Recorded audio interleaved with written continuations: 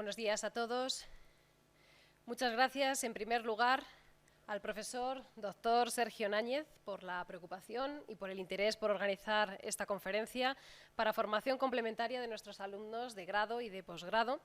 y a todo aquel que quiera sumarse a esta iniciativa, por supuesto, y, como no, también al profesor colaborador ya desde hace unos años, don Santiago Sánchez López, por compartir con nosotros hoy su conocimiento y su experiencia al respecto.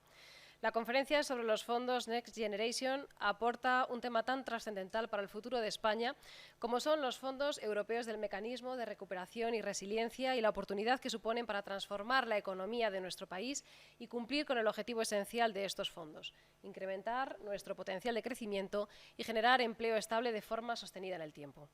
El profesor Santiago va a partir de una realidad vivida no hace mucho tiempo, pese a que lo tengamos ya prácticamente olvidado, como fue la crisis del COVID-19, y cómo respondió Europa a esta crisis. Después expondrá el plan español, los retos que se presentan para el futuro, haciendo un balance del plan y planteando respuestas para mejorar la aplicación de los fondos. Esta conferencia pretende analizar en clave práctica las dificultades y los errores que se han podido cometer en la ejecución del plan, pero también desde la opinión cualificada de un experto se van a exponer las propuestas que se consideran esenciales para el aprovechamiento máximo de estos fondos y para que la ejecución sea lo más eficaz y eficiente posible. Muchas gracias, profesor Santiago, por su generosidad, por su tiempo y por seguir también ampliando el saber en esta universidad, por el compromiso también que tiene con la UCAV siempre, sumándose a todas las iniciativas que considera que son buenas para esta universidad y para los alumnos que en ella estudian. Gracias a los alumnos y profesores aquí presentes y también a quienes nos siguen por streaming por el interés mostrado. Muchas gracias a todos y que sea de provecho. Bueno, pues muchísimas gracias a nuestra decana, a la doctora Lourdes Miguel Sáez, y en especial también al codirector del máster de cooperativismo, Sergio Náñez Alonso, por invitarme a venir a mi casa, porque la UCAV es mi casa y así la siento,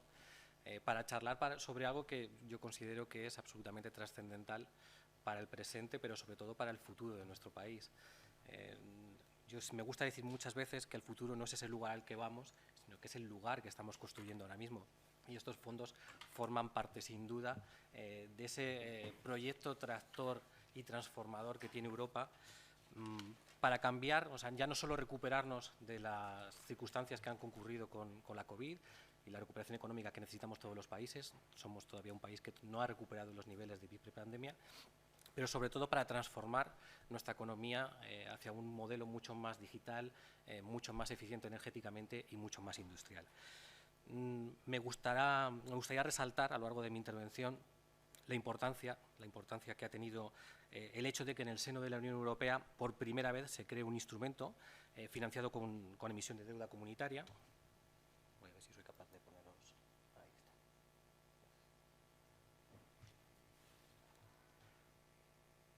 Financiado con deuda comunitaria, como os decía, que devolveremos mediante aportaciones hasta el año 2058, es decir, esto no sale gratis y, por tanto, implica una gran responsabilidad por la dotación económica que ponen a nuestra disposición, como uno de los grandes países beneficiarios netos de la ayuda del Mecanismo de Recuperación y Resiliencia, que no deja de ser parte de ese monto global que es el Next Generation EU y que ahora veremos que tiene diferentes componentes. Sí que es cierto que prácticamente el 90% de los fondos son o pertenecen al Mecanismo de Recuperación y Resiliencia. Y como os decía, pues es muy importante para el futuro y es una gran responsabilidad. Explicaré lo que son los rasgos más importantes del plan español, cómo se van desarrollando los desembolsos mediante el cumplimiento de diferentes hitos y objetivos que España tiene que ir cumpliendo de manera semestral, a los que se ha comprometido con la Unión Europea. Y más allá de ello, haremos un análisis de cómo ha sido la ejecución hasta este momento, de qué manera se han ido desarrollando esos hitos, esas inversiones, esas reformas a las cuales se había comprometido España. Charlaremos también sobre la adenda, que ahora mismo está en proceso de elaboración, por decirlo así. Lo que se ha presentado es el proyecto de adenda, que primero se indicó que se iba a enviar en el mes de enero, posteriormente en febrero, y ahora sabemos que se enviará a lo largo del mes de marzo. Charlaremos sobre ella, sobre las circunstancias que concurren con respecto al proceso de elaboración de la adenda y lo que viene por delante. Y por último, como no puede ser de otra manera, pues les daré lo que considero que son propuestas, ideas que pueden ayudar a mejorar la ejecución del plan en base a la experiencia que hemos tenido a lo largo de estos 2 últimos años, el 2021 y 2022, 2 años completos de ejecución de los fondos europeos, que desde luego nos deja un aprendizaje que no debemos obviar. Bueno. Ahí estamos. Vamos a charlar sobre la respuesta de Europa. Como les decía, la crisis sanitaria de la COVID comenzó siendo una crisis sanitaria, pero que posteriormente se convirtió en una crisis social y económica, a la que Europa respondió de manera extraordinaria. El 12 de febrero de 2021 elaboró el reglamento del mecanismo de recuperación y resiliencia, que es el que rige y el que ordena la respuesta de la Unión Europea a las consecuencias económicas de la COVID-19, y dentro de este conjunto de esta respuesta global tenemos diferentes programas, de los cuales el más importante de todos ellos es el mecanismo de recuperación y resiliencia. Tenemos el REACT-EU de 50.600 millones, a los que España le correspondieron 12.000 millones, 12.400 para ser concreto, que se pusieron a disposición de las comunidades autónomas a lo largo de 2021 y 2022 para dar respuesta sobre todo a lo que era la emergencia sanitaria que había en ese momento. Tenemos el Fondo de Transición Justa, los fondos FEDER, el InvestEU, el Horizon Europe y el RESC-EU. Pero el más importante, el que aglutina el 90% de los fondos, es el mecanismo de recuperación y resiliencia. En mi opinión, desde luego, es un hito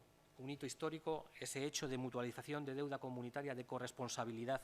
entre todos los países, y es una gran responsabilidad, como les decía al principio, porque el futuro de la unión o de la integración política y fiscal que tiene Europa sin duda pasa porque este mecanismo y esta respuesta sea un éxito.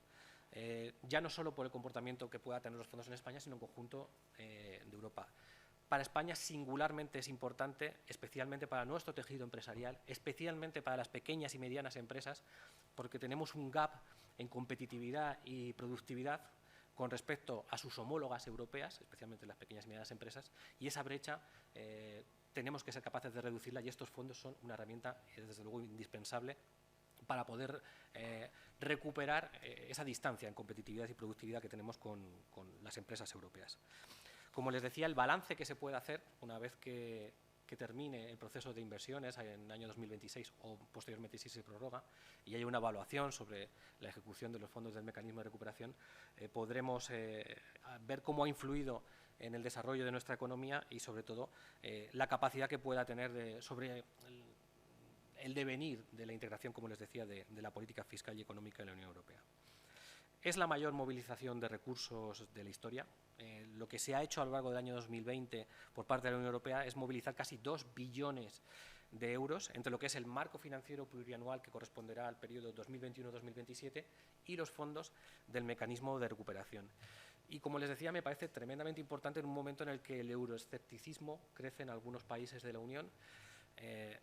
Y creo que es importante reconocer explícitamente el papel que la Unión Europea, en este caso, ha tenido como acierto y como diligencia para responder a la crisis y al reto que se nos ha presentado por delante. Sin duda, es una respuesta, como les decía, histórica, que combina, por un lado, la necesidad que tenemos de responder a esa crisis económica y recuperar la economía comunitaria del impacto de la pandemia, y, por otro lado, conseguir que se produzca una evolución, una transformación, sobre todo en el modelo productivo, como les decía, de la industria europea. Yo creo que además ha adquirido una importancia clave, sobre todo tras la invasión rusa de Ucrania, y donde Europa se ha dado cuenta que necesita una autonomía estratégica, especialmente en el ámbito industrial, para afrontar el futuro. Como les decía, el plan de recuperación que ha hecho España, que es el modelo o lo que cambia en el acceso a estos fondos, que difiere de lo que tradicionalmente ha sido el acceso a los fondos comunitarios. Aquí entramos o accedemos a los fondos a través de la elaboración de un plan nacional, que es una gran diferencia. Y ese plan nacional tiene únicamente 2 destinos: afrontar, por un lado, inversiones y reformas que están orientadas a la transformación digital, a la transición energética, y, por otro lado, como segunda pata, dar respuesta a las recomendaciones específicas para cada país que se hacen en el marco del semestre europeo. Digamos que esos son los 2 pilares que diferencian el acceso a estos fondos y las inversiones que se financian con ellos. El reglamento del mecanismo nos marca 6 grandes pilares, que son estos que tenemos aquí: la transición verde, la transición digital, tener un crecimiento sostenible e inclusivo, facilitar la cohesión social y territorial, el pilar de la salud, de la resistencia económica, social e institucional, es decir, construir sociedades mucho más resilientes, y políticas para las siguientes generaciones. Además, hay que resaltar que por primera vez se han puesto en marcha medidas innovadoras por parte de la Comisión, como la emisión de bonos verdes por primera vez en su historia.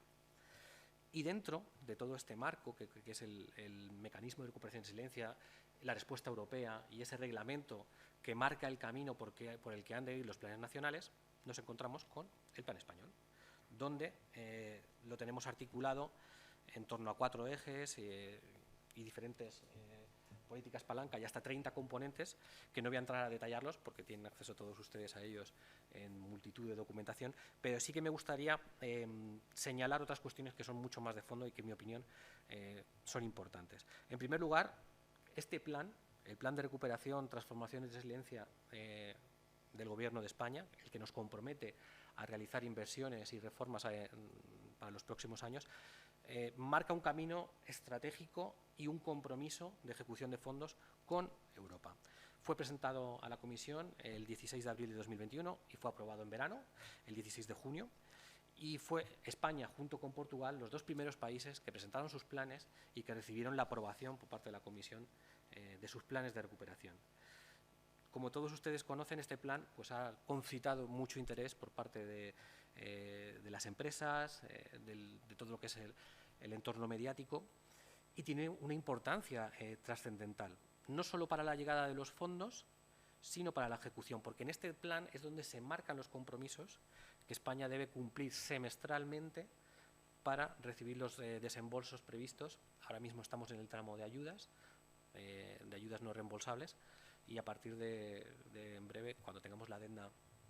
tramitada, pues accederemos a otras ayudas complementarias y sobre todo al bloque de préstamos.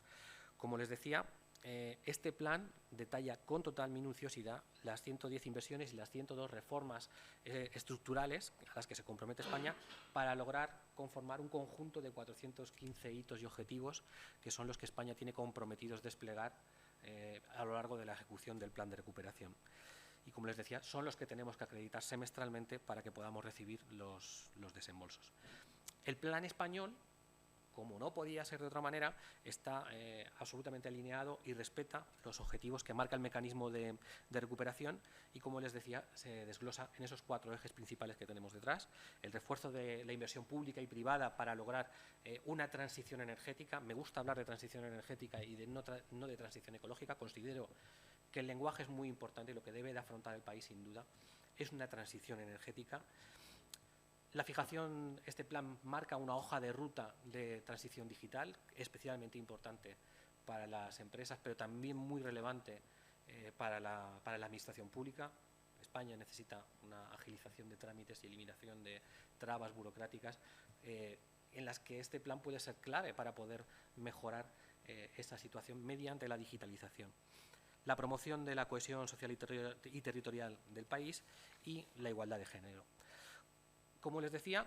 estos 4 ejes principales lo que orientan son 10 políticas palanca, bajo las cuales se recogen 30 componentes que son los que amparan estas reformas e inversiones, que son las que hemos enviado a Europa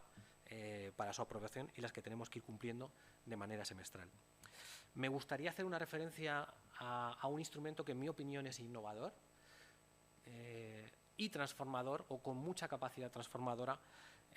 y un verdadero instrumento de colaboración público-privada, como son los proyectos estratégicos para la recuperación y la transformación económica, los famosos PERTE. En mi opinión, me parece loable el esfuerzo que se ha hecho por parte del Gobierno para buscar un instrumento que fuera innovador y que pudiera movilizar las cadenas de valor industriales y que tuviera un efecto tractor sobre el conjunto de la cadena de valor, arrastrando a pequeñas y medianas empresas. Su ejecución después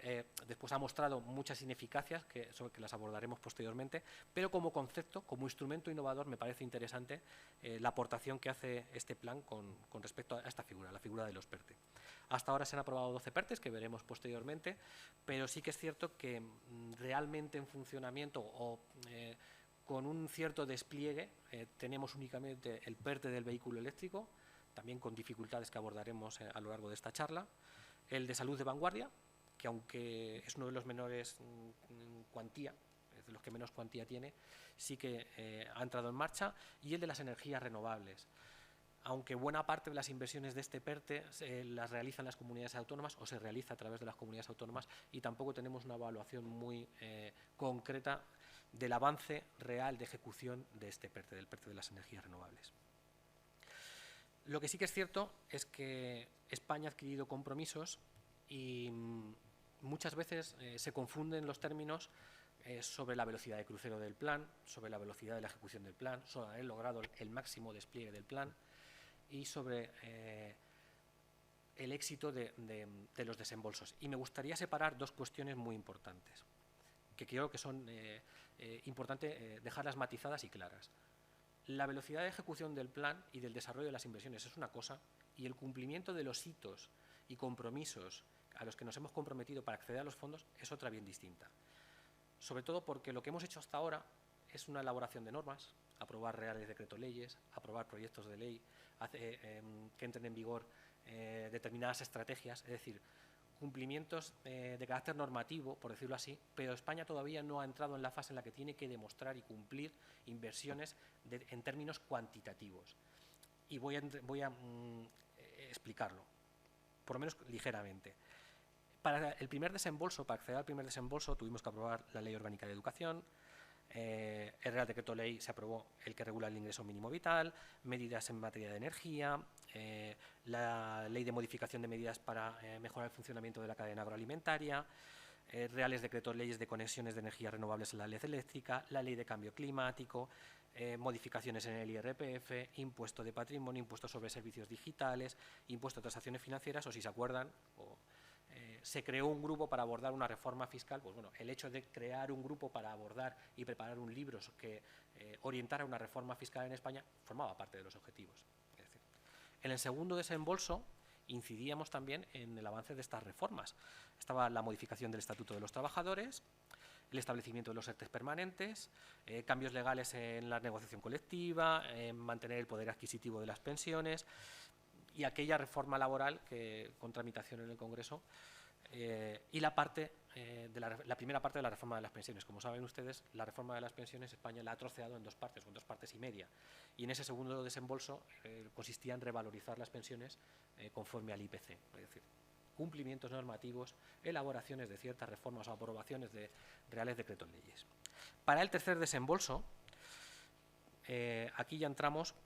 con una parte normativa que en mi opinión es mucho más interesante, porque aquí sí que hay aportaciones que son positivas, como la ley concursal, la ley audiovisual, la ley de lucha contra el fraude fiscal. Se introdujeron nuevas figuras tributarias como la matriculación y utilización de vehículos, y entró en vigor también la reforma de cotización a la Seguridad Social de los trabajadores autónomos como parte de esas reformas comprometidas en el tercer desembolso. En el cuarto, que es el que había que cumplir antes del 31 del 12 de 2022, es decir, hace apenas 2 meses, para poder acceder a más de 11.000 millones de euros que vienen con el cuarto desembolso. Todavía tenemos pendiente la ley de vivienda y una parte crucial, que es la reforma de las pensiones, esa segunda parte a la que yo me refería, donde se tiene que aplicar la sustitución del factor de sostenibilidad por la entrada en vigor de un mecanismo de equidad intergeneracional, donde España tenía que demostrar que somos capaces de garantizar la sostenibilidad financiera de nuestro sistema de pensiones en el largo plazo,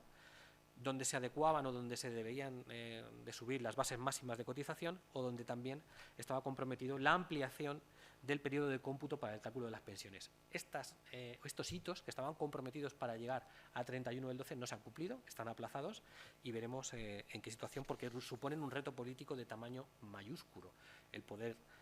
acceder a ellos. Y como les decía, estos son reformas puras, aprobaciones de leyes, de reales decretos leyes, y a partir de 2023 es donde entramos realmente en el cumplimiento de hitos cuantitativos. Y aquí me voy a entretener para que puedan comprobar el grado del reto que tenemos por delante para 2023 y 2024. Sin ánimo de ser excesivamente exhaustivo, les diré que en materia de agenda urbana tenemos por delante, para cumplir en diciembre de 2023, que al menos 238.000 vehículos eléctricos y puntos de recarga subvencionados estén implementados, al menos 200 kilómetros de líneas ferroviarias de cercanías actualizadas, al menos 23.000 actuaciones de renovación de viviendas completadas en al menos 160.000 viviendas únicas, con una reducción media de al menos un 30% de la demanda de energía primaria, al menos 5.000 explotaciones con proyectos completados antes de mitad de 2026 relacionados con agricultura de precisión, eficiencia energética, etc. En infraestructuras y economías resilientes, España deberá acreditar, antes de que finalice el segundo trimestre de 2023, la puesta en funcionamiento de infraestructuras de tratamiento de aguas y de aguas residuales, prestando un servicio equivalente a un mínimo de 175.000 habitantes y mejorando la eficiencia. En transición energética, tenemos que acreditar antes de diciembre de 2023 un aumento de capacidad de la producción acumulada de energía renovable de al menos 8.500 megavatios adjudicados. Quiero recordar que la última subasta de 3.000 megavatios quedó prácticamente desierta. Se adjudicaron 30 o 40. O sea, para que nos hagamos idea del reto que tenemos por delante. Y la creación de al menos 2 clústeres de hidrógeno renovable. Sobre modernización y digitalización del tejido industrial y de la PYME, 800.000 pymes tienen que haber recibido el apoyo del kit digital antes de diciembre de 2023. Estamos en torno a las 190.000 aproximadamente solicitudes resueltas favorablemente. Luego charlaremos sobre esto. En diciembre de 2023, 9.000 centros de referencia de servicios públicos, centros de salud, educativos, etcétera, tienen que haber alcanzado una velocidad de 1 gigabyte de acceso a Internet y deben haber sido concedidos al menos 125.000 bonos de conectividad para personas o familias vulnerables y al menos 11.000 bonos de conectividad para pymes. En diciembre de 2024, al menos 3.000 empresas, de las cuales al menos 2.500 tienen que ser pymes, tienen que haber participado en proyectos de apoyo a su internacionalización. En educación y conocimiento, formación continua, desarrollo de capacidades, antes de fin de año, España tiene que haber dotado 50.000 plazas de FP y 135.000 hay que alcanzar antes de diciembre de 2024. Concesiones de 2.600.000 becas, etcétera, etcétera. Bueno, no quiero abrumarles con más datos, pero créanme, la lista es amplia y el reto es tremendo el que tenemos como país por delante, sobre todo a partir de este ejercicio de 2023. Y a todo esto hay que sumar una modernización imprescindible de la administración, mejorar la economía de los cuidados, impulsar la cultura, el deporte, etcétera, etcétera, etcétera. Ante este desafío tan tremendo, echo de menos, sinceramente, un proceso de coordinación y de mayor comunicación con las comunidades autónomas porque gran parte de estas inversiones están en el ámbito de sus competencias. Y con ellas no se ha contado en la elaboración del plan de recuperación, algo que ellas han denunciado reiterativamente, y eso supone un problema a la hora de que España sea eficiente y eficaz a la hora de ejecutar los fondos, cuando gran parte de estas inversiones pues, pertenecen al ámbito de las comunidades autónomas y no has contado con ellas, con las singularidades que tienen, con las diferentes necesidades, las particularidades de su territorio. Hay cuestiones que si se diseñan de manera genérica no se pueden acoplar igual a una comunidad como Murcia que a otra comunidad como Castilla y León o Cataluña, porque la singularidad es muy distinta. Del mismo modo que echo de menos que este plan nacional de recuperación fuera en sí mismo un plan nacional, un plan país, y que hubiera sido refrendado, como ha ocurrido en países como Italia, por el Congreso de los Diputados, pues, y se hubiera debatido donde reside la soberanía nacional. Tiene más, o me transmite, en este caso a mí, más sensación de un plan del gobierno que de un verdadero plan país. Además, supone, como les decía, si se interviene dentro del ámbito de las comunidades autónomas y se les establece unos diseños rígidos de los cuales no pueden salirse, ni flexibilidad para adaptar las inversiones a sus territorios, lo que se está haciendo de facto es casi una recentralización del Estado. Y esto tiene mucho que ver con el pozo ideológico que subyace en el fondo de este gobierno. Está imbuido por estas teorías que vienen del otro lado del charco, de Mariana Mazzucato, del Estado emprendedor, donde tiene que intervenir prácticamente en todos los sectores empresariales, en base a diferentes circunstancias, y yo permítanme ustedes que me sienta más cómodo con Schumpeter y con el empresario innovador y con la destrucción creativa y cómo los procesos de singulares crisis como las que vivimos, si se deja que actúe el mercado, si se deja que actúe los empresarios y la actividad empresarial, se regeneran las empresas y se encuentran nichos de negocio y nuevas tecnologías que implican un mayor desarrollo de cara al futuro. Y este hecho, espíritu recentralizador, en mi opinión, está muy presente a lo largo de todo el plan de recuperación. Parece que es un plan diseñado desde la administración pública también, pensado para la administración pública por muchas de las inversiones que se desarrollan en él. Como les decía, este planteamiento, donde no se ha tenido en cuenta de manera suficiente, en mi opinión, a las comunidades autónomas, a pesar de que el espíritu de las reformas pueda ser adecuado o parta sobre todo de un diagnóstico adecuado, yo creo que ha fallado el proceso de elaboración del plan de recuperación y ese proceso de diálogo previo, que además exige en sus artículos 18 y 28 el mecanismo de recuperación con las comunidades autónomas, con los agentes sociales y con el conjunto de la sociedad civil, en mi opinión. Me gustaría hacer un inciso, ya que estamos en el marco de un máster centrado en la economía social, en el cooperativismo, la oportunidad que supone estos fondos para todo lo que es el conjunto de la economía social. A mí me parece que la economía social y las empresas de economía social tienen que ser unos actores, o tienen que ser actores principales en la movilización de los fondos del mecanismo de recuperación, simplemente porque cuentan con unos valores y unos principios que me parecen fundamentales, como gestión y con modelos de gobernanza flexibles, muy focalizados, muy arraigados en el territorio en el que actúan y que son capaces de generar empleo estable y cohesión social allí donde encuentras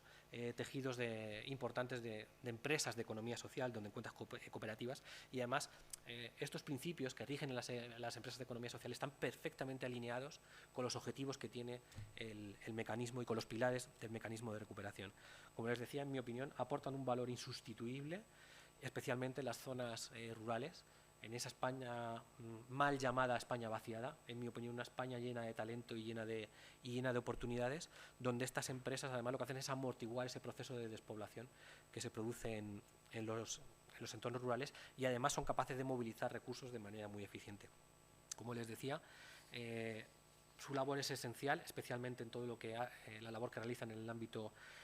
asistencial, en un país que tiene unas grandes prestaciones de bienestar social, pero donde hay nicho de negocio posiblemente para las próximas décadas, en todo lo que tiene que ver con los servicios sociales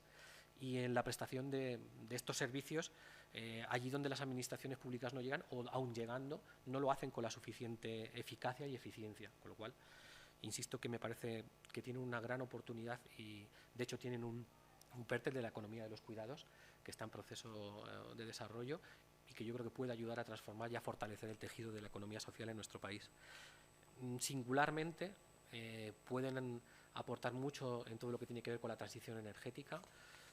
en todo lo que es el fomento y la generación de energías renovables, de autoconsumo, la creación de comunidades energéticas, me parece un ámbito interesantísimo también en el ámbito rural, y en todo lo que tiene que ver con la transición justa y donde no se deje atrás a las personas y esos modelos de negocio participativo que tienen las empresas de economía social. Más allá de que realizan una gran labor, sobre todo a través de cooperativas agroalimentarias en la producción pues eso, de productos sostenibles y yo creo que de arraigo y de creación de empleo en el entorno rural. En el pilar que tiene que ver con la transición digital creo que también tiene una gran oportunidad, sobre todo las empresas que se dedican a la formación online, donde hay un entorno cooperativo también y empresas de economía social que pueden hacer una gran labor. Y ya no solo lo que es hacia afuera, en esta labor de recualificación, de formación, sino también los procesos de digitalización internos en las empresas de economía social, que no podemos olvidarlos. En el ámbito de la salud y los servicios sociales, como les he dicho, me parecen actores fundamentales para prestar esos servicios de asistencia personal en ciudades medianas, pequeñas y en el entorno rural y en la atención a lo que son situaciones de dependencia. Y como les decía, también están completamente alineadas las empresas de economía social con el pilar que tiene que ver con la cohesión social y territorial. En la gran labor que hacen, integrando en la sociedad y en el mercado laboral a jóvenes, a desempleados de larga duración, personas con discapacidad, a los inmigrantes y además especialmente en el acceso al mundo laboral de las mujeres. Con lo cual, me parece que el rol que deben de desempeñar las empresas de economía social en el desarrollo del plan es tremendamente importante. Más allá de la participación en el PIB que tienen las empresas de economía social, prácticamente del 10% del PIB, con más de 43.000 empresas que hay en España dedicadas a la economía social. Es decir, son una parte muy importante de nuestro tejido productivo y, como les decía, en el marco de este máster en el que nos encontramos y en el marco de esta charla relacionada con los fondos europeos, yo no podía dejar de mencionar la importancia y la oportunidad que representan los fondos para las empresas de economía social. Vamos a hacer un balance del plan. Llevamos dos ejercicios de ejecución del plan, el ejercicio 2021 y el ejercicio 2022. Y si yo tuviera que definir con una sola palabra cómo ha sido la ejecución, en mi opinión, sería la palabra decepcionante. Y voy a explicar por qué. Hemos convivido durante estos 2 años, por una parte, con el éxito de ir recibiendo estos desembolsos, 31.000 millones de euros que hemos recibido, y el viernes 17 de febrero, hace escasamente unos días, la Comisión Europea aprobó el tercer desembolso de 6.000 millones de euros, es decir, estamos ya casi en 37.000 millones, pero ese éxito de ir recibiendo los fondos va acompañado pues, de unos cumplimientos lentos en materia de inversiones, con una ejecución en la que no somos capaces de aportar información sobre cuál es el grado de llegada de los fondos a la economía real, a las empresas, y con dudas en torno a la eficacia y la eficiencia de muchas de las reformas que se han planteado a lo largo del plan. Estos datos que tenemos aquí detrás son los datos correspondientes al cierre del mes de diciembre de 2021. A mí me gusta hablar que el plan español, o sea, es un plan que va de pagos. Muchas veces escuchamos a los miembros del Gobierno hablar de créditos autorizados, tenemos el 90 y tantos % de créditos autorizados, el 80 y tantos % de gasto comprometido. Simplemente lo que están haciendo es hablarnos del proceso contable. Pero la información de calidad que necesitamos no es que nos digan que usted ha iniciado el trámite contable donde ha autorizado un gasto por una cuantía aproximada. Es decir, no quiero que me cuente cómo está avanzando en la ejecución del proceso contable, sino cuántos fondos son los que realmente ha transferido, sobre todo a las empresas, y cuáles son los fondos que han llegado al conjunto de la economía real. A final de 2021, a 31/12 de 2021, los pagos realizados ascendían a 11.000 millones de euros, el 45% de los fondos que había consignados en el presupuesto del año 2021, teniendo en cuenta que estos fondos, además, en su gran parte eran transferencias a comunidades autónomas, que a su vez tenían que movilizar los fondos posteriormente, organismos autónomos como ADIF, como el CEDETI, como el IDAE, que a su vez tienen que movilizar los fondos posteriormente. Es decir, que el impacto, como veremos más adelante, prácticamente en la economía real fue nulo en el año 2021. Por eso resulta grotesco que muchas veces se nos hable de velocidad de crucero cuando nos están justificando que sí que hemos movilizado o hemos comprometido el 80% de los gastos. Bien, pero no me informe sobre el proceso contable. Díganme cuáles son los fondos que realmente están llegando a la economía real. La información más actualizada que tenemos del año 2022, publicada por la Intervención General del Estado, es hasta 30 de noviembre. El cierre de 2022 lo tendremos aproximadamente el 3 o el 4 de abril. Pero la información que tenemos y que disponemos a día de hoy se reduce a que los pagos realizados durante el ejercicio de 2022 ascienden a 8.237 millones de euros, que viene siendo un 29% del total de préstamo de fondos del mecanismo de recuperación que estaban consignados en los presupuestos de 2022. Con la singularidad de que los ministerios inversores, los grandes ministerios inversores como es el Ministerio de Industria, el Ministerio de Transición Digital, el Ministerio de Transportes y el Ministerio de Asuntos Económicos, en ningún caso superaban a 30 de noviembre un 42% de ejecución. Es decir, que si además los grandes ministerios inversores no tiran de la ejecución, es muy difícil que los fondos lleguen a la economía real. Por ponerles un ejemplo, el IDAE, que es dentro del Ministerio de Transición Ecológica,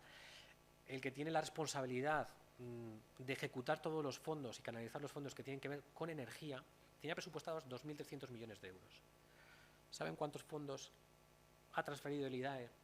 o han llegado al IDAE por parte del Ministerio de Transición Ecológica? 0. No sabremos si cuando llegue las fechas, los datos de diciembre, se verá la transferencia desde el Ministerio de Transición Ecológica al IDAE de esos 2.300 millones de euros. Pero si a lo largo de todo el ejercicio 2022 el IDAE no ha recibido los 2.300 millones de euros, que a su vez tiene que movilizar a través de las comunidades autónomas, es muy difícil, y en un área tan crítica como es la materia energética durante el año 2022, que podamos articular o podamos lograr esa transición energética de la que estábamos hablando. Realmente ¿Qué es lo que nos quiere decir esto en un análisis práctico? Pues que lo que se ha movilizado en este año 2022 en materia energética pues viene del presupuesto del 21, porque no ha habido movilización de fondos real en materia de energía a través del IDAE en 2022. Como les decía, y para que entiendan cómo funciona este reparto que se hace desde el Estado a las comunidades autónomas, el Estado transfiere los fondos a las comunidades autónomas a través de conferencias sectoriales. Teníamos ahora mismo, a fecha de hoy, más de 20.600 millones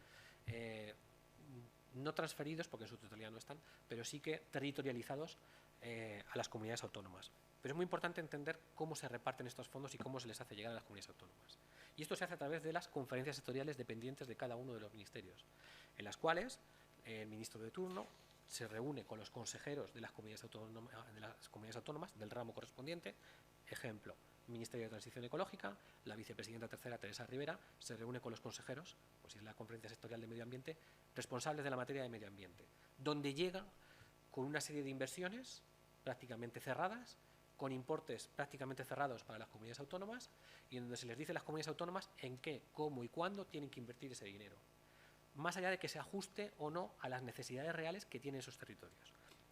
Como ejemplo anecdótico, y en esta conferencia sectorial, podríamos utilizar otras, pero bueno, ya que he empezado por esta, me imagino que habrán visto ustedes cuando van conduciendo por la carretera esos tendidos eléctricos donde hay una especie de bolas naranjas puestas en los tendidos, que son para disuadir a las aves. Bueno, pues se repartieron 60 millones para evitar la electrocución de la avifauna y se repartían estos 60 millones de euros a las comunidades autónomas. Pues, o a un consejero de alguna comunidad autónoma que ya tenía la labor hecha de identificar y de tener protegidas esas zonas de paso de aves con esas bolas naranjas, y le comentaban pues a la ministra, oiga, si es que tengo mis necesidades cubiertas, no puedo destinar este dinero a otra inversión dentro del mismo componente, pero que tenga la flexibilidad de poder dirigir estos fondos, no perderlos. Pues ahí es un ejemplo muy palpable, y como este hay muchos más, de la falta de adecuación de las inversiones a las necesidades de las comunidades autónomas. Cuando diseñas un plan sin contar con ellas y donde no les das flexibilidad para poder dirigir los fondos a sus necesidades, es muy difícil que los fondos se puedan ejecutar de la manera más eficiente posible. Castilla y León, como ven ustedes, ha recibido 1.283 millones de euros hasta ahora, y esta ejecución de estos 2 años, de 2021 y 2022, nos deja una serie de puntos concretos que voy a mencionarlos, donde hemos detectado errores y problemas en la ejecución y que desde luego son susceptibles de ser mejorados. El primero de ellos, la gobernanza, sin duda. Si recuerdan, se aprobó o se convalidó en el Congreso de los Diputados el Real Decreto Ley 36/2020 al inicio de 2021, mediante el cual se modificaba o se preparaban las administraciones públicas para gestionar de la manera más eficiente posible los fondos del mecanismo de recuperación. En su momento fuimos muchos los que advertimos los problemas que traía detrás este Real Decreto Ley, de opacidad, de centralización de las decisiones en Moncloa, y por desgracia pues muchas de estas de estos riesgos se han ido materializando a lo largo de estos años. Además, si recuerdan ustedes, el Gobierno se comprometió con sus socios en sacar adelante este Real Decreto de Ley, tramitarlo como proyecto de ley. Actualmente lleva más de 82 prórrogas en el Congreso de los Diputados. La tramitación, están en el plazo de enmiendas, 82 prórrogas de plazo de enmiendas para la tramitación como proyecto de ley de este Real Decreto de Ley. Es decir, tenemos un instrumento en el Congreso de los Diputados que no se ha permitido, yo creo que va a morir la legislatura y este Real Decreto de Ley morirá con ella, sin que se pueda resolver la gestión de los fondos europeos a través de la modificación, de la presentación de enmiendas y de la mejora de este Real Decreto de Ley, puesto que tenemos un instrumento que podría ayudar a mejorar muchos de estos problemas. Como les decía, este capítulo de gobernanza que viene regulado por el mecanismo europeo del reglamento, por el reglamento europeo del mecanismo de recuperación y resiliencia, se ha incumplido en los artículos 18 y 28, que de verdad me parecen trascendentales, y la Comisión Europea marcaba muy claramente la necesidad de contar tanto con las autoridades regionales como con la sociedad civil, ya no solo en la fase de planificación del plan, sino en la de ejecución. Resulta muy difícil llegar a una coordinación efectiva, real del plan, cuando a través de precisamente de este Real Decreto de Ley se crea una conferencia sectorial, la conferencia sectorial del plan de recuperación, donde se reúne la ministra de Hacienda con los consejeros de Hacienda de las comunidades autónomas. Esta conferencia sectorial, creada ad hoc para esta gestión del plan de recuperación, solo se ha reunido 3 veces. La última de ellas en agosto de 2021. Ha pasado mucho tiempo ya. Y esto te da la medida de lo que le importa la cogobernanza a este gobierno. Cuando ese órgano creado especialmente para gestionar y coordinar todo lo que tiene que ver con el plan de recuperación con las comunidades autónomas no se reúne desde agosto de 2021, pues hombre, no deja de ser sorprendente. Además, teniendo en cuenta que las comunidades autónomas han afrontado un proceso muy complejo porque tenían que terminar, la finalización sobre todo tenían pendiente del marco financiero plurianual 2014-2020 y eso les produjo una carga de trabajo, sobre todo en estos 2 últimos años, que ha dificultado también que desarrollen con la máxima eficiencia el despliegue del plan. El otro punto clave es la falta de transparencia del plan. En este balance sobre el plan de recuperación, y como hemos visto recientemente en la visita de la Comisión de Control Presupuestario del Parlamento Europeo, que me gusta recordar que su misión es velar por los intereses financieros de la Unión, esa es la misión de la Comisión de Control Presupuestario, se ha puesto de nuevo de manifiesto algo de lo que adolece el plan, que es la falta de transparencia, la falta de información y la falta de rendición de cuentas, con un hito, el hito número 173, el que tiene que ver con la famosa plataforma COFI, que debía de servir de instrumento de auditoría y de control y de trazabilidad de cómo se ejecutan los fondos del mecanismo de recuperación y que debía de estar en marcha desde noviembre de 2021, pues la información que a nosotros nos llega es que sigue prácticamente inoperativa, o si está operativa están en un periodo muy preliminar de carga de datos, con lo cual es muy difícil conocer cuál es el impacto y cuáles son los fondos que realmente han llegado a la economía.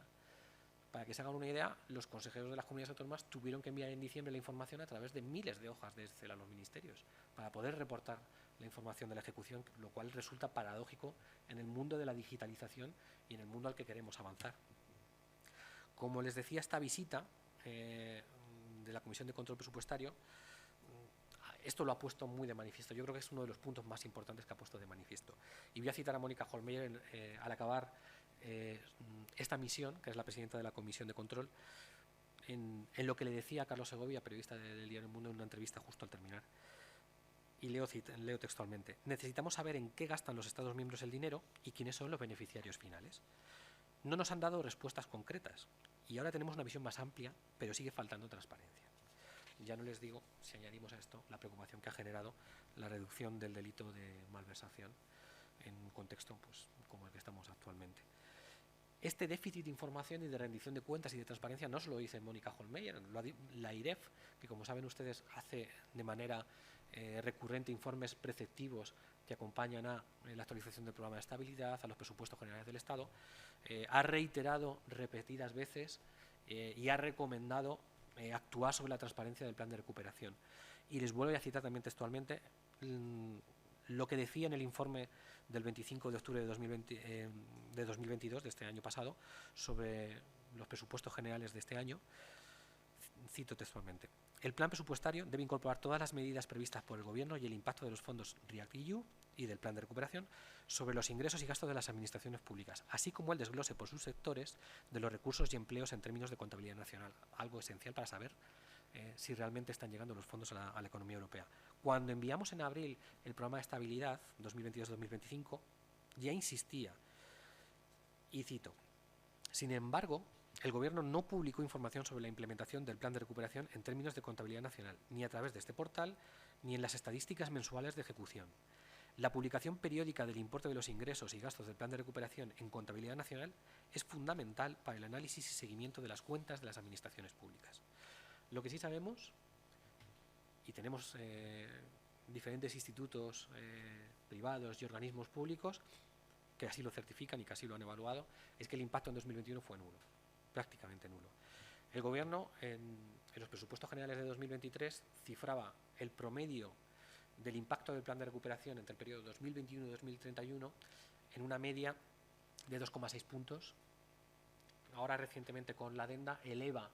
ese impacto en una media de 3 puntos porcentuales del PIB, el impacto del plan de recuperación. El Banco de España, hace apenas un par de semanas, elaboraba un informe donde nos venía a decir es que la esperanza que ellos tienen del impacto del PIB oscilará entre el 1,15 y el 1,75 en función de cómo se evalúe, o sea, cómo se desarrollen las inversiones y las reformas del plan. Y la IREF, la Autoridad Fiscal, este impacto promedio del plan de recuperación lo cifra en un 1,1, es decir, muy alejados de ese 2,6 y de ese 3% que espera el Gobierno a través de la adenda en el plan de recuperación. A lo largo de 2021, como les decía, el impacto fue nulo. El Banco de España, IREF, Comisión Europea lo evalúan en torno al 0,2%. Sobre el impacto del plan en 2022, las cifras rondan entre el 0,6 y el 0,8, y para 2023 se espera que se eleve en torno al 1,5 aproximadamente, de media, independientemente de...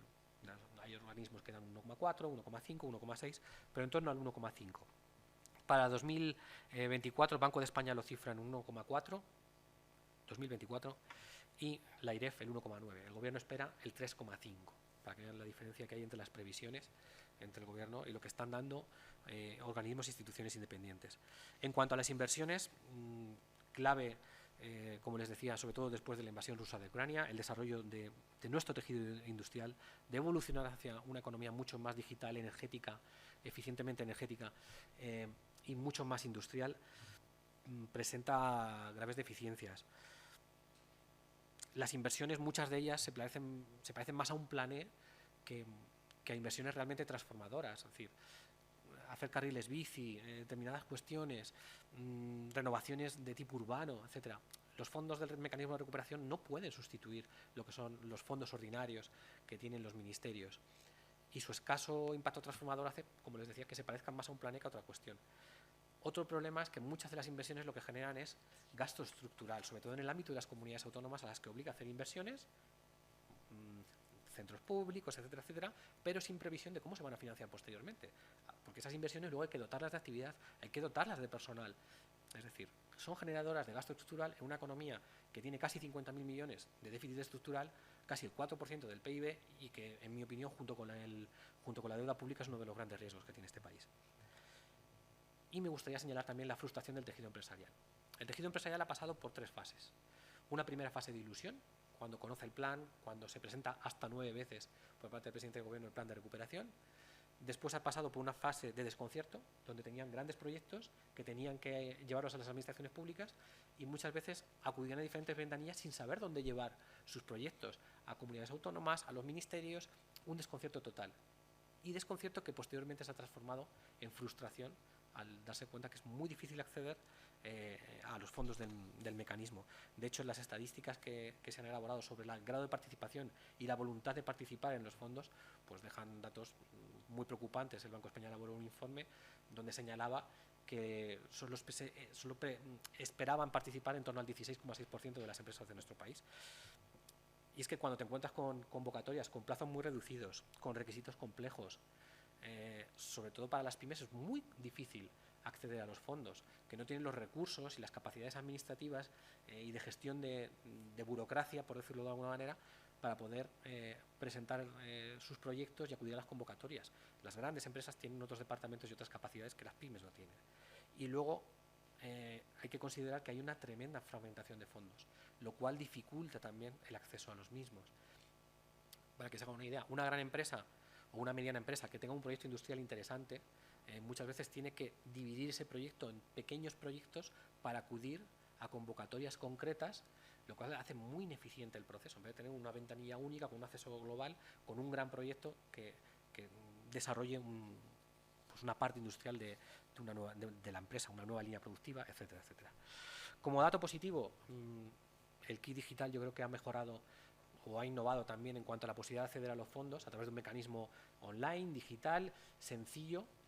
Me parece muy loable el esfuerzo que se ha hecho con ese mecanismo de acceso del kit digital. Tengo dudas con respecto a las finalidades que financia y a la capacidad transformadora del tejido o la capacidad de transformar digitalmente el tejido productivo español. La información que tenemos en cuanto a cuáles son las finalidades más solicitadas del kit digital se centran principalmente en gestión de redes sociales, en diseños de páginas web y en gestión de procesos. Es decir, no son precisamente las más transformadoras y en mi opinión es la clave. O sea, no me interesa tanto el cuantitativo sino el cualitativo. que accedan 190.000 empresas, pero lo que estemos haciendo sean restyling de páginas web, pues eso no es digitalizar un país. Digitalizar un país es otra cosa. Es trabajar con CRMs, es digitalización de facturas, información de datos, análisis de datos internos de las empresas, etcétera. Y a todo esto tenemos que añadir que vamos hacia una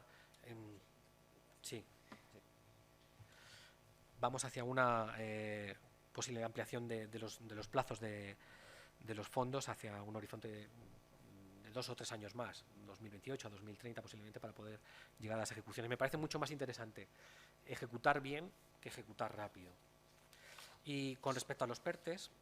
como les decía, a mí me parece uno de los grandes elementos transformadores que acompañan al plan de recuperación. Si bien es cierto que de estos 12 PERTEs la evolución que tenemos o el grado de desarrollo pues es muy limitado. De los más de 35.500 millones de euros que hay presupuestados de inversión pública para los PERTEs, apenas se han movilizado 5.300 millones. Que esto no quiere decir que hayan llegado a la economía real, insisto. Simplemente movilización y que se han abierto convocatorias, etcétera, etcétera, algunas resueltas, pero hay indudablemente una falta de retraso importante. Y el ejemplo práctico es lo que ha ocurrido con el PERTE-BEC, con el PERTE del vehículo eléctrico. El Gobierno sacó la manifestación de interés de la Dirección General de Industria para que las empresas del sector privado presentaran los proyectos en los cuales estaban trabajando en diciembre de 2020, hasta enero de 2021. Posteriormente, es decir, para tomar información de cuál era el pulso de proyectos que tenía el tejido empresarial. El PERTE se anuncia, el del vehículo eléctrico, el 3 de marzo de 2021, lo anuncia la ministra Reyes Maroto en el Congreso de UGT-FICA. No me lo tiene que contar nadie porque estaba yo allí ese día. Y que realmente fue muy sorprendente escuchar de su propia voz cómo anunciaba que el beneficiario iba a ser Volkswagen, un consorcio donde estaba Volkswagen, con, no sé si recuerdo, Iberdrola, etcétera. Es decir, poniéndole nombre y apellidos a los beneficiarios de los fondos cuando ni estaba aperturado la convocatoria, ni mucho menos aprobado el PERTE, ni mucho menos resuelto. Lo cual me parece que la ministra hizo algo que ni debía ni podía hacer. El presidente del Gobierno, el día 7, es decir, 4 días después, tuvo que sacar una tribuna en El País hablando del PERTE y un poco garantizando la libre concurrencia.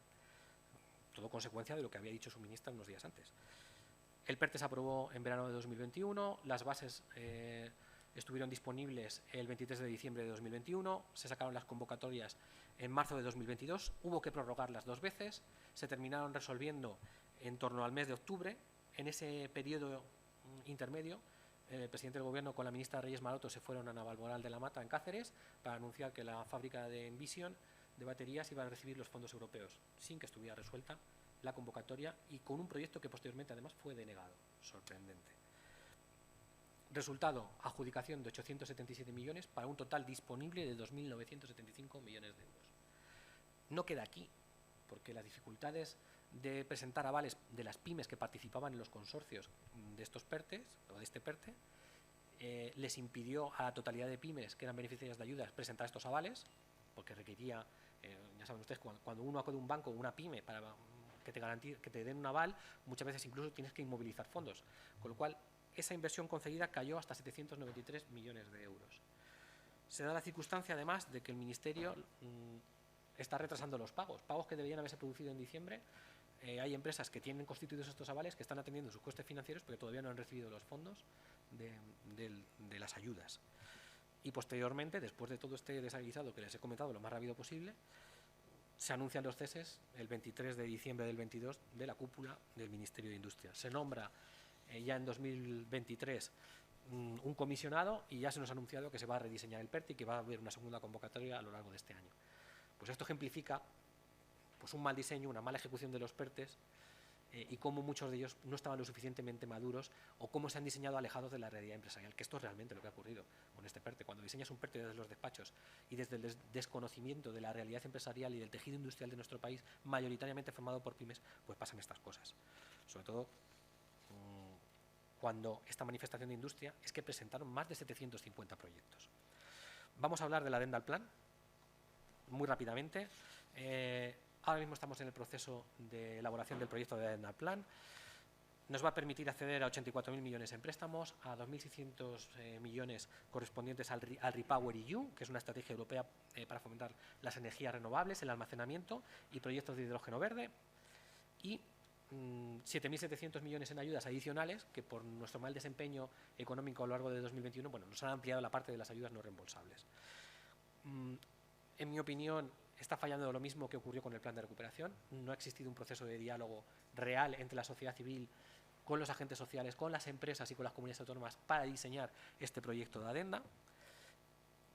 A pesar de que se ha documentado con fotos, hacerse una foto no es un diálogo. Diálogo es cuando compartes hitos, cuando compartes objetivos y cuando compartes pues un camino común para desarrollar la ejecución de los fondos.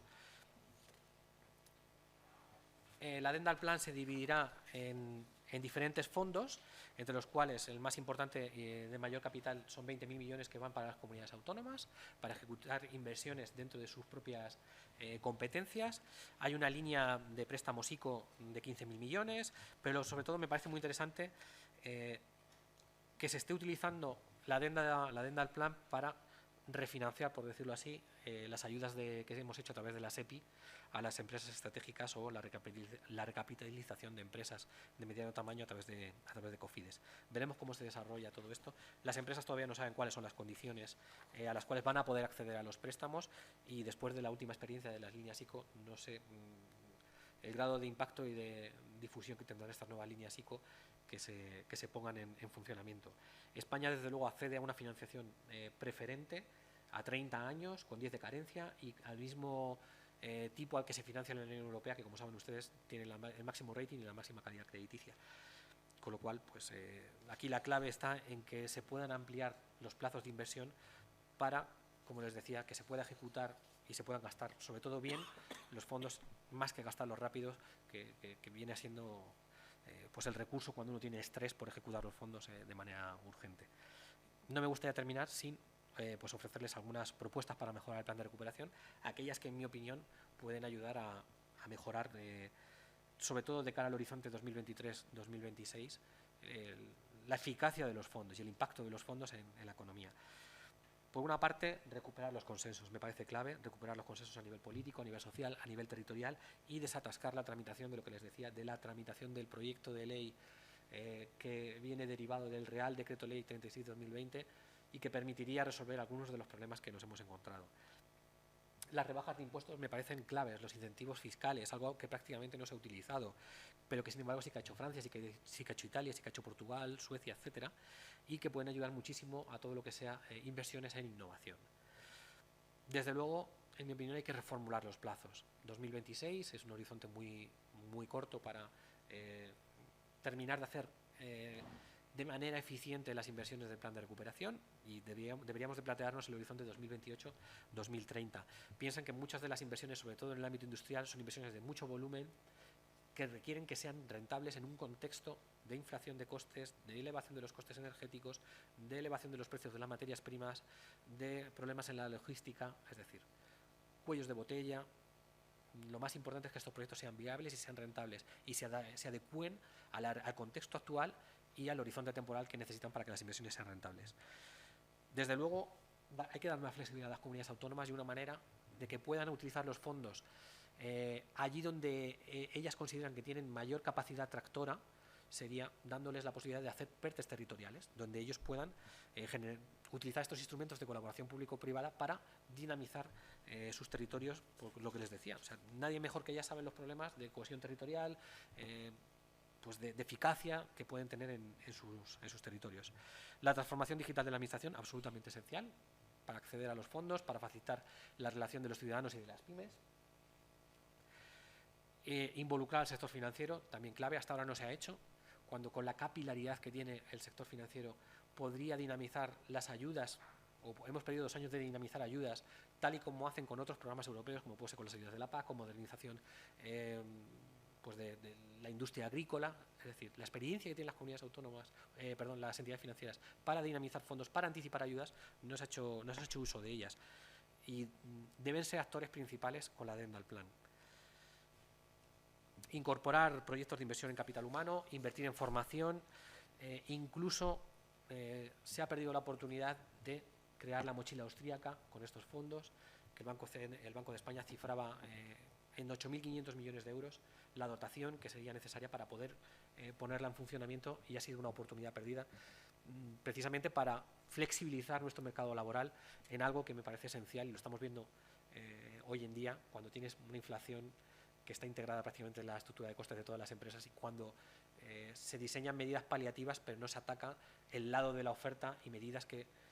flexibilicen el mercado laboral, que faciliten la producción, la competitividad de las empresas, etcétera. Utilizar los PERTES de manera mucho más ágil, agiliza su tramitación y dar cabida a sectores clave como es el turismo, como es el sector textil, como es el sector agroalimentario, se le puede dar mucha más importancia, o inversiones que tienen que ver con la gestión del agua y con infraestructuras hídricas, donde hay un campo de acción tremendo para poder realizar infraestructuras que pueden servir para desarrollar y cohesionar los territorios de manera esencial.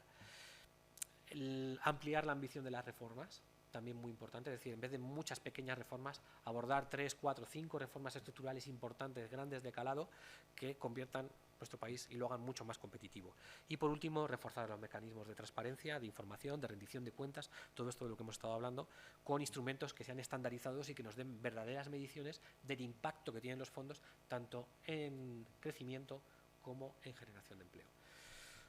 Por mi parte nada más, agradecerles muchísimo su atención, su interés. Me he cedido un poquito más de lo que yo tenía previsto. Quería contarles tantas cosas, que tengo muchas en el tintero, que estoy dispuesto pues, a atender cualquier pregunta y cualquier cuestión. Muy bien, muchas gracias, Santiago. Nos ha quedado, yo creo que meridianamente claro a todos los que hemos asistido y al final recurrimos a la típica frase que se suele decir de que, bueno, que las políticas públicas se tienen que medir por sus resultados y no por las intenciones, algo que en el papel se puede poner con una muy buena intención, al final está claro que hay que rendir cuentas y hay que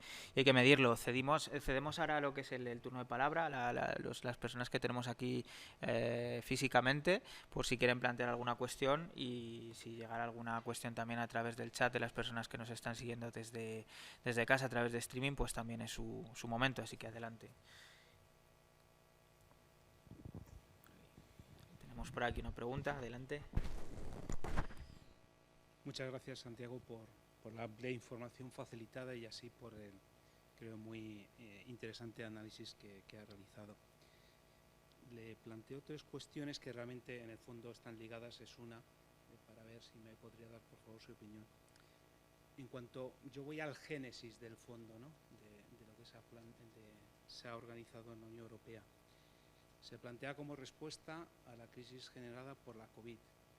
Entonces, claro, yo creo que realmente ha sido la excusa para hacer otra cosa. Es decir, las consecuencias inmediatas y fundamentales de la COVID fue, fijándome en el tema del confinamiento, el impacto que tuvo, ¿no? Entonces ahí creo que sí era necesario haber hecho un plan de choque para hacer frente pues, a la pérdida,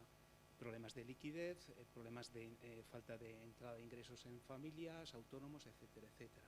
Entonces, claro, la impresión que da es que antes del año 2020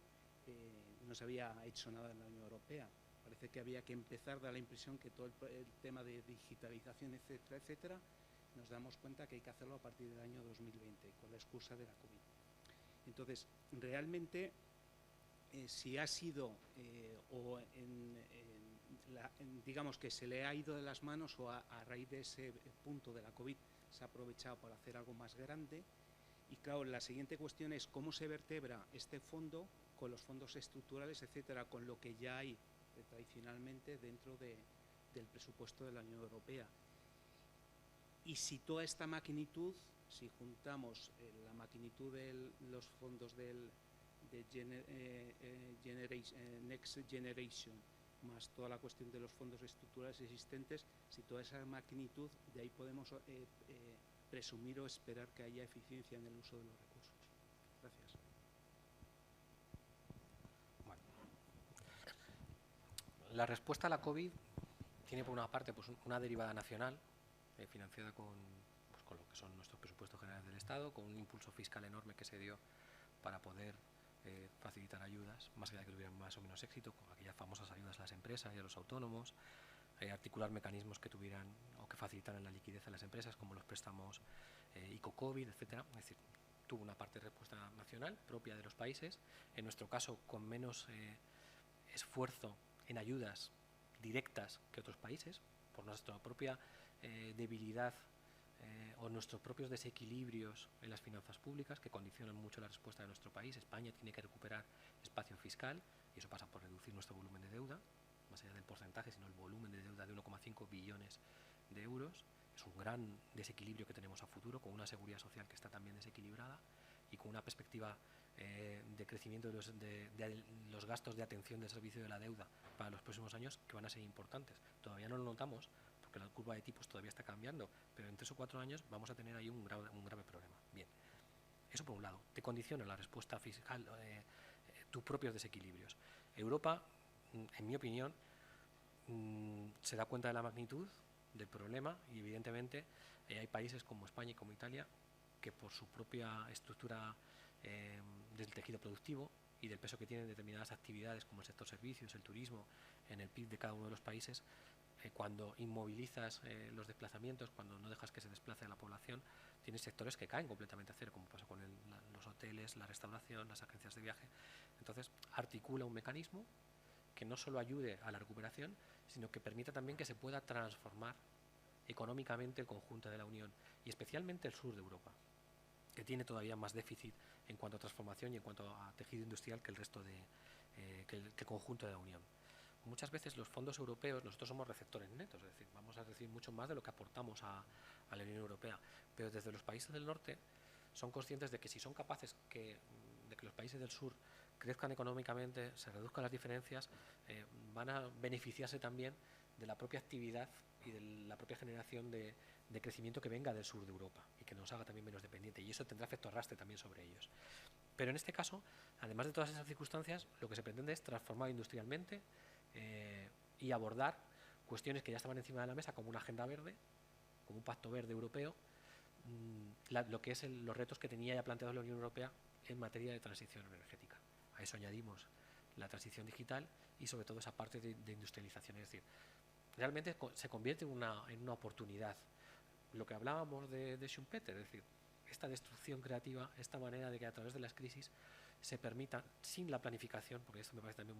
tiene derivadas mucho más complejas de planificación, de palabra que no me gusta absolutamente nada, de economía planificada,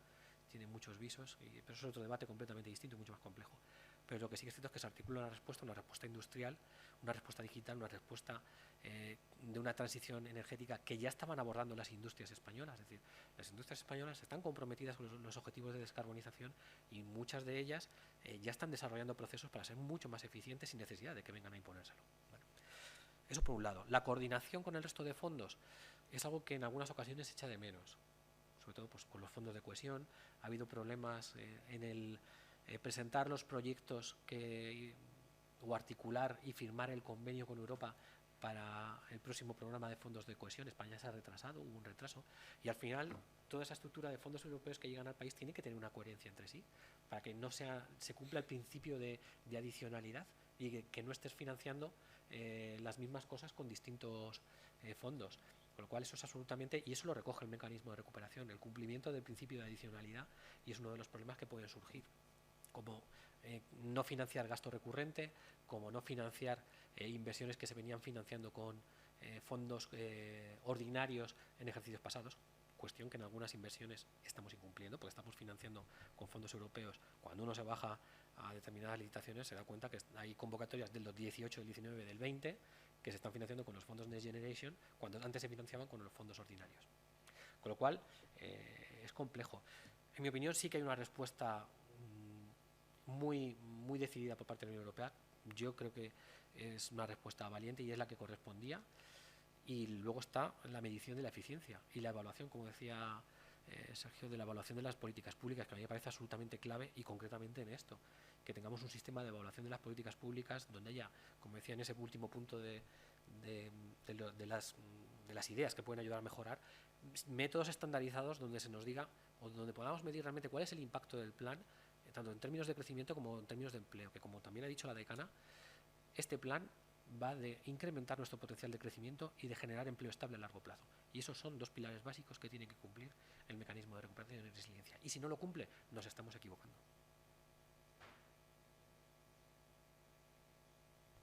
Muchas gracias, Santiago,